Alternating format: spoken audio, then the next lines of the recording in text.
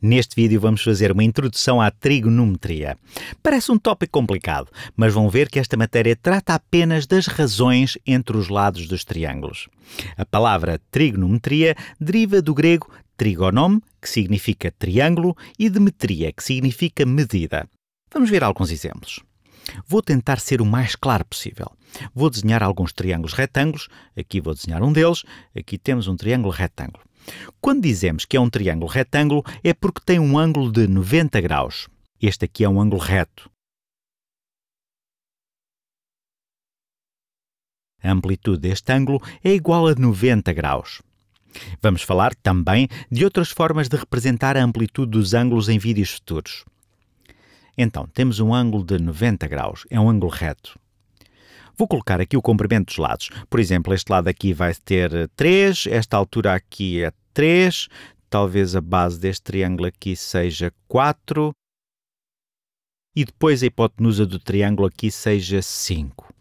Só temos uma hipotenusa quando temos um triângulo retângulo. É o lado oposto ao ângulo reto e é o lado mais comprido do triângulo retângulo.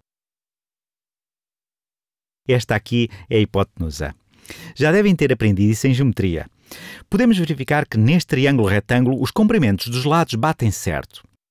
Sabemos, através do teorema de Pitágoras, que 3 ao quadrado mais 4 ao quadrado tem de ser igual ao comprimento do lado mais comprido também ao quadrado. O comprimento da hipotenusa ao quadrado é igual a 5 ao quadrado. De facto, isto verifica as condições do teorema de Pitágoras. Posto isto, vamos aprender um pouco de trigonometria. As funções base da trigonometria, para nós, agora vão ser simplesmente razões entre dois comprimentos. Vamos aprender um pouco mais sobre o que estas razões significam. Existe o seno, é uma função trigonométrica, existe a função cosseno e a função tangente. Vamos escrever sen, cos e tan, para ser mais pequeno. Estas funções especificam, para cada ângulo deste triângulo, as razões entre os comprimentos de certos lados. Vamos então escrever isto. Isto é uma espécie de mnemónica, algo para nos ajudar a recordar as definições futuras. Vou escrever algo denominado de só cá toa. É surpreendente como estas mnemónicas nos podem ajudar em trigonometria. Temos só cá toa. Só significa seno é igual ao oposto sobre a hipotenusa, ou mais precisamente, ao comprimento do cateto oposto sobre o comprimento da hipotenusa. Tudo isto pode não fazer muito sentido, mas vamos escrever isto com mais detalhe dentro de momentos.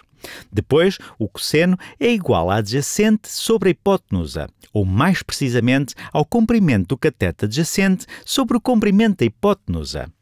Depois, temos finalmente a tangente, que é igual ao oposto sobre o adjacente, ou mais precisamente, ao comprimento do cateto oposto sobre o comprimento do cateto adjacente.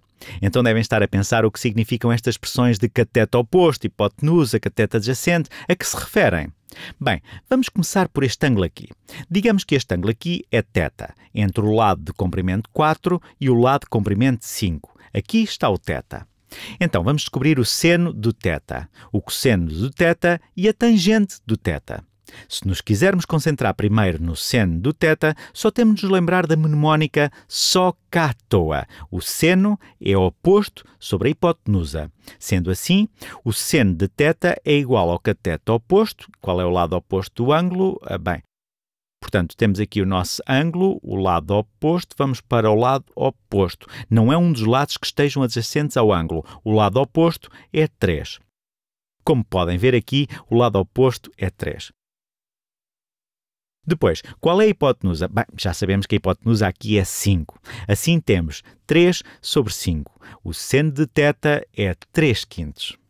Vou mostrar-vos dentro de momentos que o seno de θ, se este ângulo for um determinado ângulo, vai ser sempre 3/5. A razão entre o cateto oposto e a hipotenusa vai ser sempre a mesma, mesmo que o triângulo seja um triângulo maior ou mais pequeno. Vou mostrar-vos isto dentro de instantes. Mas vamos primeiro ver todas as funções de trigonometria. Vamos pensar no cosseno de θ. O cosseno é adjacente sobre a hipotenusa. Portanto, lembrem-se, deixem-me identificá-los aqui. Já descobrimos que o 3 era o cateto oposto. Este é o cateto oposto somente quando falamos deste ângulo, quando nos referimos a este ângulo. Este lado é o cateto oposto dele. Este lado 4 é o cateto adjacente a ele. É um dos lados que forma o vértice aqui. Então, este aqui é o cateto adjacente. Quero ser muito claro nisto. Isto só se aplica a este ângulo. Se estivéssemos a falar daquele ângulo, então este lado verde seria o cateto oposto e este lado amarelo seria o cateto adjacente. Mas estamos concentrados neste ângulo aqui. Portanto, o cosseno deste ângulo, o cateto adjacente deste ângulo, é 4. Logo, o cateto adjacente sobre a hipotenusa será 4 sobre 5. Agora vamos fazer a tangente. Vamos descobrir a tangente. A tangente de θ. Oposto sobre adjacente. O cateto oposto é 3. E qual é o cateto adjacente? Já descobrimos isso. O cateto adjacente é 4. Portanto, sabendo os lados deste triângulo retângulo, somos capazes de descobrir as principais razões trigonométricas. Veremos que existem outras razões trigonométricas, mas que podem ser todas deduzidas destas 3 razões trigonométricas mais básicas. Agora vamos pensar acerca do outro ângulo deste triângulo. Vou voltar a desenhá-lo, porque este desenho estava a ficar um pouco confuso. Portanto, vou desenhar o mesmo triângulo, exatamente o mesmo triângulo. Mais uma vez, os comprimentos deste triângulo são: temos o comprimento 4, o comprimento 3 e o comprimento 5. Neste último exemplo, usamos este θ. Agora vamos considerar outro ângulo. Vamos olhar para este ângulo aqui e vamos lhe chamar, ainda não sei, mas depois colocaremos qualquer coisa, uma letra qualquer do alfabeto grego, digamos o psi. Sei que é um pouco estranho e que normalmente usamos o θ, mas como já usámos o θ, vamos agora usar psi. Bem, na verdade vamos simplificar isto. Vamos chamar este ângulo x. Este ângulo será o x. Portanto, vamos descobrir as funções trigonométricas para aquele ângulo x.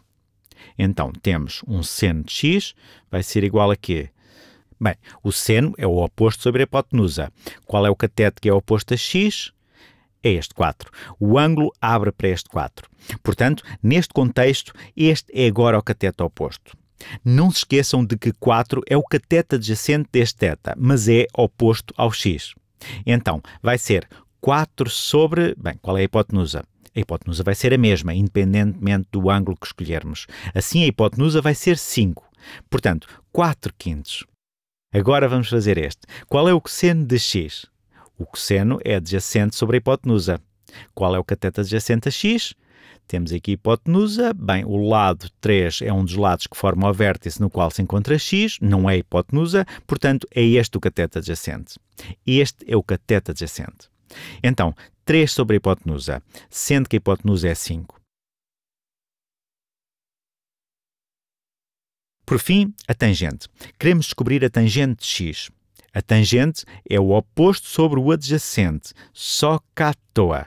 A tangente é o cateto oposto sobre o cateto adjacente. O cateto oposto é 4, vou fazer isto a azul, o cateto oposto é 4 e o cateto adjacente é 3.